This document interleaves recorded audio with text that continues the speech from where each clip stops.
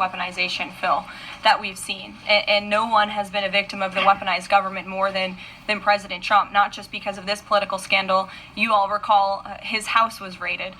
So I think, it's very disingenuous for people to say, how dare they speak of former President Obama about this based on evidence and based on intelligence, when the former president of the United States, Donald Trump's home was raided, when he was forced to sit in a Manhattan courtroom and many other courtrooms across the country for crimes he never committed, when he was impeached and indicted, and the entire country witnessed that. That's the weaponization of justice. Now the president is back because the American people see the truth. Nearly 80 million Americans reelected him back to this office, and he believes that we need to have justice and accountability. And I think the nearly 80 million Americans who reelected him agree with that. Caitlin. Thank you, Caroline. Two questions for Director Gabbard, just on this. Director Gabbard, you referenced the past intelligence reports and assessments on this, including that 2017 one that was signed off, as Ed noted, by every Republican on the Senate Intelligence Community, including the acting chair of the time, now Secretary of State Marco Rubio, who said in a statement that they did not find any evidence of Russian collusion, but they did find, however,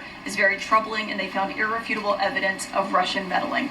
One, are you saying that he's wrong in that statement that he made then? And secondly, what would you say to people who believe that you're only releasing these documents now to improve your standing with the president after he said that your intelligence assessments were wrong? Well, first I want to correct something that you stated, which was citing the Senate Intelligence Committee's report as being one and the same. I think you said the intelligence community. The Senate Intelligence Committee has a very different function than the Office of the Director of National Intelligence. The evidence and the intelligence that has been declassified and released is irrefutable.